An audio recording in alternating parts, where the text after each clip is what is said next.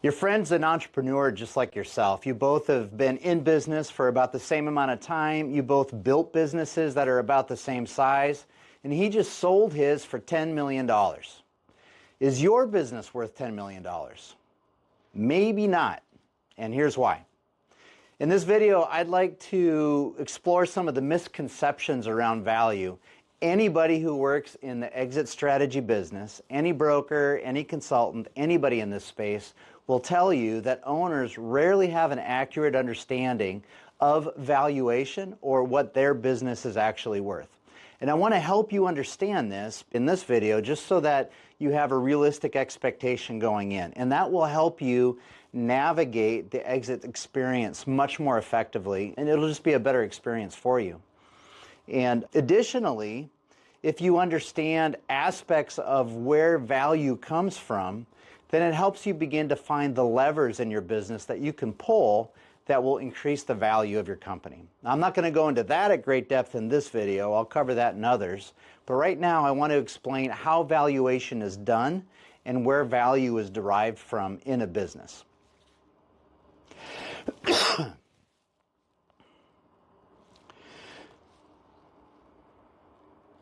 So first, what is value, or what is a valuation? Now, as you know, no business has a price tag on the back that tells you it's worth $3 million, 5 or 10 or $100 million. There's just nothing like that tells you this is what it's worth. Instead, you have to look at the economic value. In other words, there's some sort of an educated guess at what are buyers willing to pay for this business. And I'm going to primarily be describing businesses that are not actually on the market right now. They're not publicly available companies. You can't buy their stock easily. And those go through very similar valuation processes, but they're much more strenuous because of this public dynamic of the stock. But for privately owned businesses, there's three major ways of valuing a business, and they're not the same. And I want to explain them to you. I want to give you an understanding why there's these three major ways. There's actually dozens and dozens of ways of valuing a business, but they fall into three major buckets, and it's helpful to understand what those are. So the first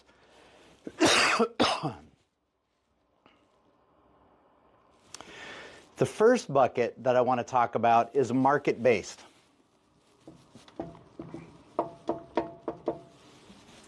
And this is basically looking at comparable sales. So a business, let's say you've got a construction company and it does civil construction and it has about a certain amount of revenue. It does about $20 million of revenue a year, and it works in certain kinds of projects in certain parts of the country, and it has certain kinds of clients.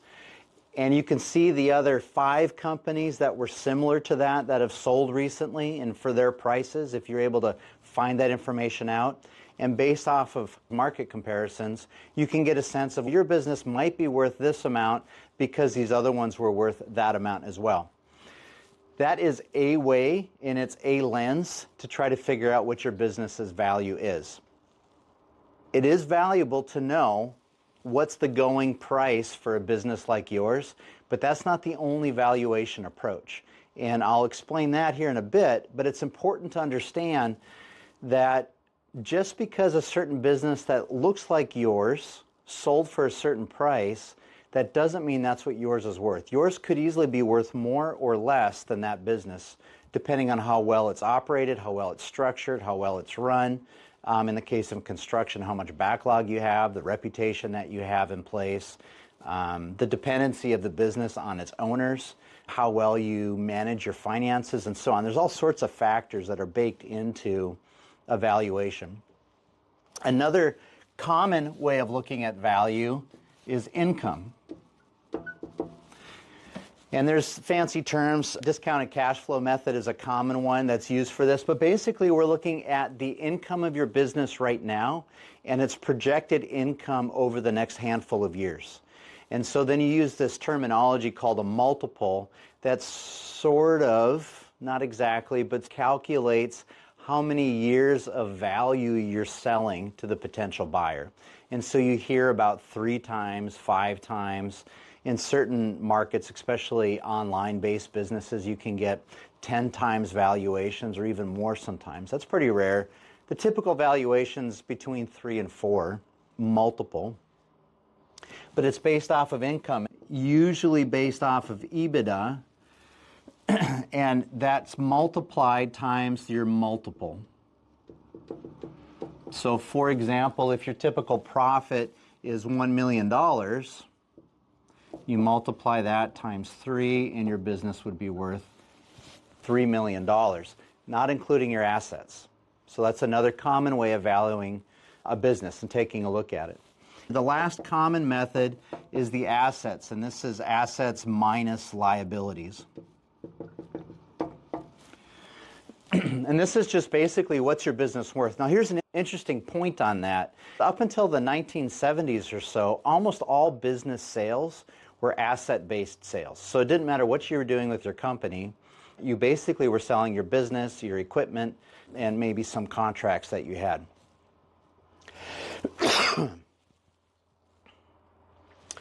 But with asset-based sales, oftentimes this is a scenario where you're looking at what really makes the business most valuable and how hard is it to replicate that. Do I just need to buy the things and then I can go into the same business as you? So maybe you're just selling your space, your equipment, your facility, or whatever it is. Now, what is often the case, and I think in some of the best valuations, is you actually combine these. And you look at each of these as a different lens. What does the market say about businesses like yours? And then what can we infer from your income and what it might be worth in terms of the future profits that you'll generate? And then what are your assets worth? And doing a combination of those is usually, I think, one of the more robust and realistic ways to value your business. But you will talk to some people and they'll just give you a valuation based off of one of these.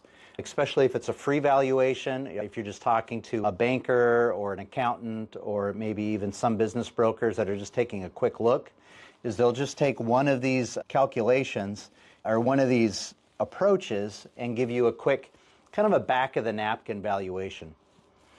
It gives you a reference point, a starting point. Its accuracy is a little bit iffy. And ultimately, and here's the thing, ultimately, your business is worth whatever somebody will or won't write a check for. And there's all kinds of businesses that sell for a very, very high value because people are in love with it for some reason. Maybe the brand is really, really strong and people just want to be associated with that. Maybe there's a strategic value to the business. In other words, if somebody buys your business, it helps them grow 10 times. And they can even do more with it than you were able to do on your own. So they might be willing to pay more for it. It's called a strategic buyer that approaches it that way. And then you may be in a space where for various reasons, it's hard to find anyone who's interested. In fact, and this is a tough fact that's really important for owners to accept or to at least look at, which is for most businesses, particularly those that are doing under about $10 million in revenue, only about 20% of those businesses will actually ever find a buyer. 80% of them, at best, will have an asset sale where they will sell their stuff. And that's usually because they haven't built the internal kind of mechanisms that would make the business attractive to a buyer and give them confidence that if they buy your business, it'll keep running effectively without them having to rebuild it internally. And that's important to know. Once you get up above about 10 million, usually there's more structures in place, more of those things have been put in there. But even then, the likelihood of a sale only goes up to about 30%. It's still pretty low. The good news is all of that can be adjusted and changed and addressed if you give yourself a few years, usually 2 to 3 years. Most of my clients can make the changes they need to go from really probably no value or an asset set value only to actually being able to look at coming out on the market and looking attractive in the market, maybe even better than their competition, and having strong income numbers as well as the strong internal components that allow you to be attractive to an owner. Another element of this is some misconceptions that people have around the value of a business. And one is what I led out with, which would be the fishing buddy fallacy, which is my buddy just sold his business for this amount, so my business must be worth that as well. And there's very little strength to that hopeful line of logic. because there's so many potential differences between your buddy's business and yours that it's not a good starting point to assume from. Now, it can become a point where you start asking questions, but I would definitely encourage that if you're curious about this at all, or if you're thinking about getting ready for an exit, you should get your business valued by somebody who knows what they're doing and get a more accurate sense of where you're actually sitting right now and why, and if there's anything you can do about it that will improve the value before you sell. And there almost always is. Another misconception that I want to address is the idea that value is fixed and not flexible. Value is very flexible. It is, as I said earlier, in the eye of the beholder. So there's going to be businesses that to many potential buyers are worth nothing. They don't want it. That's how it's worth nothing. They're not interested in it. They're not willing to write a check for it. But for some other buyers, it may be worth tons, and it may be worth even more than what the market would predict because of interests that they have that make it more attractive to them. So it's important to understand that, let's say somebody says your business is worth, and this is where sometimes people that are giving valuations don't do their clients, they don't serve them well, is they'll say your business is worth $2.75 million based off of this calculation, usually based off of what software told them. Is it worth 2.75 and not 2.76 or 3 or 2.4? You know, kinds of things are really up to the negotiation, and it's up to really the buyers that are coming in. A side point on all of that, oftentimes in a sale, and this is a side point, but it's something to think about, is oftentimes the terms are actually far more important than the price. And that's probably a good topic for another video. The last misconception that I want to address is that accountants or even brokers will always provide accurate valuations. In my experience, some accountants, especially if they're certified in providing business valuations, and some brokers, particularly if they operate at a higher level, they will provide very good and very accurate valuations. But many, I would say the majority, just perform a simple calculation. They'll look at the market, or they'll pull a multiple out of the air, literally, and just say, as far as I know, the last 6 businesses like yours that I've seen have had a 3 valuation as opposed to a 4. So I'm going to take your profit, multiply it by this, and this is what you're worth. And it isn't that they're completely 100% wrong. They're doing a quick back of the napkin, because to do a real, true valuation really takes some time, and it takes a lot of knowledge and expertise around understanding what a buyer is looking for, and not just what a buyer, but what the money behind the buyer, what the bank behind the buyer, the private equity firm behind the buyer, or whoever, what they're going to be interested in. And when you understand what the buyers and the investors are interested in, what they're actually looking at, because if they're sophisticated at all, they're looking at more than just what is the market saying or what does the financial statement say. And it's helpful not to cast doubt on advice that you've been given or recommendations that you've been given, but it's helpful to make sure that the person that's giving you a valuation has taken a pretty robust look, particularly from the perspective of a buyer. The other side of this is there's reasons, for tax reasons and for relationships between partners and shareholders and so on, there's reasons why owners will use accounting methodology to drive the value down in a business, and they'll actually want their business to be valued low while they're operating it for various strategies that they're pursuing. This doesn't help them if they're going to an exit, and can create confusion when they're looking at exit or they're looking at share prices. And so there's, again, as I said earlier, there are many ways to value a business, and it really depends on the goals of the buyer and the seller on what valuation seems to make the most sense and is most appropriate. As a potential seller, it's helpful to be aware of the very true and genuine complexity around this. Describe valuations as being a little bit like alchemy. There's like science involved, and there's a lot of art involved, and that's true. It is the way it is. It's not people playing games with you. It's the fact that there's no way that I can predict what a potential buyer will think your business is worth, for sure.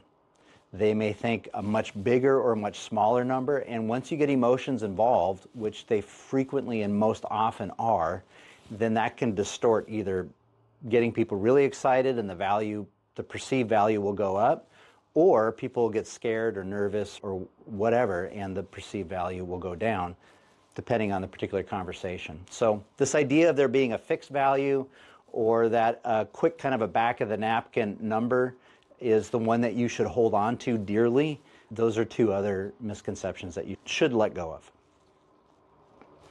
Now here's why valuation matters. I use valuation in my practice regularly, primarily so that an owner understands how their business is performing. Value, in my mind, is the best number to look at in terms of how your business is performing. The three most common numbers that business owners like to use when they look at or talk about how their business is doing is first of all, they like to talk about revenues.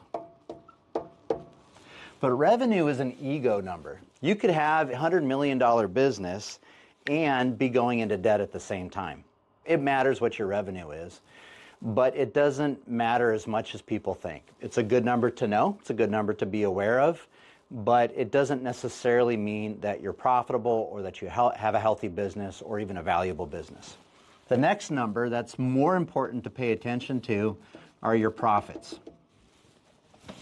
And so if you have a $1 million business and you're taking home $900,000 a year, you're doing far better than a $10 million business where you're taking home $300,000 a year. So your profits matter. This is what you take home. This is ego. This is what you get to take home. Now, a lot of people have an understanding about this, but this is a really compelling number for a lot of owners. They like to talk about this, understandably, but I just wanted to point out the difference there. Now, value is what your business is actually probably worth to others, to someone who might put money into your business. And I feel like this is the truest and most important number because it accounts for profit and it accounts for revenue, but it also accounts for how your business is perceived in the market. It accounts for how well it operates internally, how free it is from the owner and from any key, like risk-free, basically. It tells you a lot about the quality of the business, and it's a single number that you can look at, or a range of numbers. Most good valuations are shown on a bell curve, like you're probably right about here, but it could be worth between these two. But either way, this value is the best overall sense of how you're, like single number, how is my business doing? I want to look at the value. So oftentimes for my clients, we'll do a valuation and they'll say, right now your business is worth $2.5 million. And they'll say, but I really want to sell for $10 million. All right, fair enough. What I can do from that is reverse engineer what a $10 million version of you looks like, and we can figure out, is that something you want to build? Is that something you want to put the time into, the effort into, or the investment into? And if you do, we can usually do that and hit that number. And I do that with clients frequently. We just identify the number, we get real about what it'll take, and assuming that we want to take that path, then we can figure out, okay, how do we get to that number within a particular amount of time? Oftentimes, driving value up is actually not that hard, to be honest, because usually it has to do with things like the two main value killers in a business have to do with dependency on ownership or key staff, and the other one has to do with how well it's managed financially. Like basically, can you produce financial statements, accurate financial statements on a monthly basis that on its own? And so there's these very low bars to clear that immediately start putting value in your business. And then you start looking at other things like how well are your processes and policies defined and written, and how well do you have work out into the future? And there's other factors that we look at. There's about 8 that I typically look at that give us a sense of the internal dynamics. But usually you can make a few small tweaks and bring a lot of value, or at least a decent amount of value into a business almost immediately or quickly if people work on it. And then some of these other ones take a little bit more effort, but they're usually pretty doable once you know where to focus. Just to give you a sense of the costs of valuation. So there's three basic kinds of valuations in terms of costs, and they have wildly different fees behind it. You have the first one, which is the free valuation. This may be the valuation that your CPA might work up for you. If you go in and talk to a basic business broker, commercial real estate agent type broker, and you walk in and you say, hey, I want to sell my company, what do you think it's worth? They'll ask you a few questions, they'll ask for your financial statements, the majority of them. They'll plug it into software, or they'll work it out in their head and they'll say it's probably worth X amount. Often when I'm working with clients in a conversation, if I know enough about their business and their industry and some of the numbers that are common around it, I can do a back of the napkin valuation that's going to be roughly accurate just in my head because I have enough information to do that. Free valuations are good pulse checks. I wouldn't base massive decisions on those, even if you get one from me. It's just a good sense of where things are at, but there is value in knowing how to do that and being able to get that periodically, as long as you understand, as I said earlier, that there's different reasons for different kinds of valuations. And if you have an accountant, for example, let's say your CPA who does your tax prep is looking at your numbers and all they're looking at is your financial statements, and they're looking at how much money you have in the bank, and they're looking at your cash flows, and they do a calculation based off of that, and they're looking at your assets and your liabilities and so on, and they purely look at that, and they're not looking at the fact that you're holding patents in certain areas and can provide a product that no one else offers, or that you have this amazing culture that other people are writing articles about. And that's all stuff that's not going to show up in the financial statements. But those are things that can be sold in the sense of if you can package it correctly, it can add value to your business.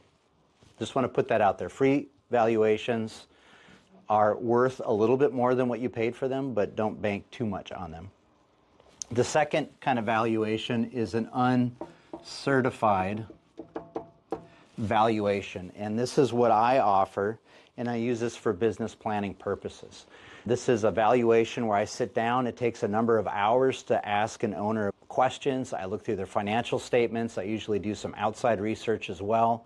I do a number of, usually at least 2 or 3 different approaches of valuation and kind of look at the averages or the common numbers that seem to come up from those.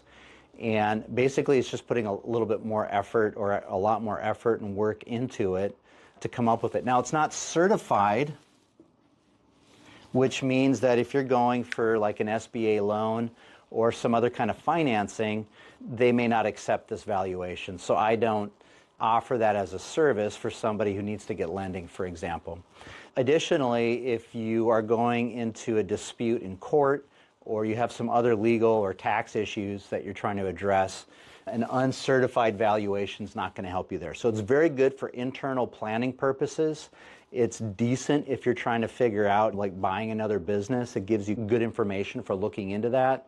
The way that I usually describe it is maybe the biggest difference between a certified and uncertified valuation is that I'm working with received information from my clients and I'm not validating the information. For a certified valuation,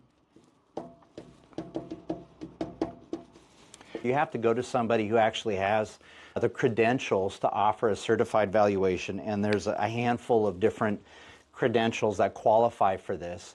But this is who you probably are going to need to go to if you need lending from a bank, and definitely if you have a legal issue that you're dealing with or something along those lines.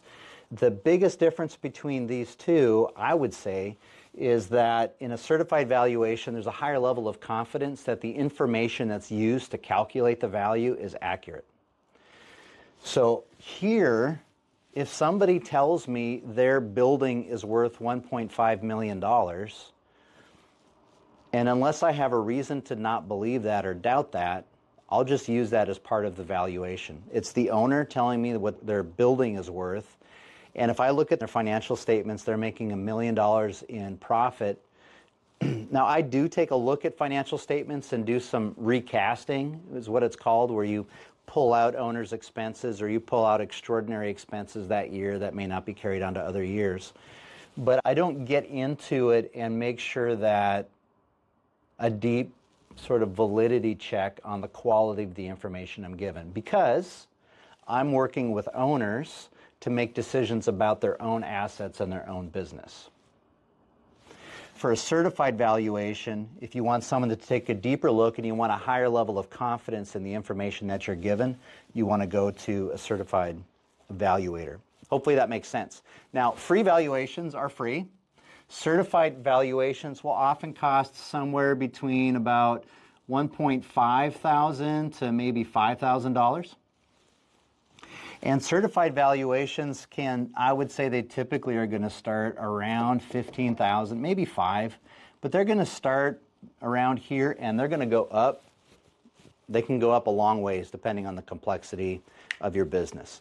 And so there's definitely a price difference in these. You want to be aware of that when you're going into it. There's a role for each of them as long as you understand what that role is and what you're getting for the investment that you're putting into it. There's definitely a time to pay the big price because you're getting a higher quality, or you're going to get an opinion that has more weight behind it, especially if you need that in a high stakes situation. Yeah, I think that's basically how valuations are done, and a basic understanding of the three main types of valuations, and then the three different sort of price structures that they tend to fall in. There may be some certified valuations that are lower, but they're not going to be that much lower. And hopefully I've provided some understanding about how to not necessarily choose the valuation that you need. Ideally, you're choosing someone who understands business, and they will determine which methodologies will best reflect the value that you're likely to see in the market if you're planning for an exit. They're the ones who will help you understand which is the best approach to do that. Because it isn't clear. There isn't, as I said, there isn't a tag on the back of your business that you can look at and say, okay, that was the right number. And so it's helpful to know from someone else and to have someone who understands business well, especially somebody who works with exiting owners and buyers, and they understand how buyers and investors think. So if this is helpful to you, feel free to comment or subscribe. And yeah, hopefully you got value out of this conversation.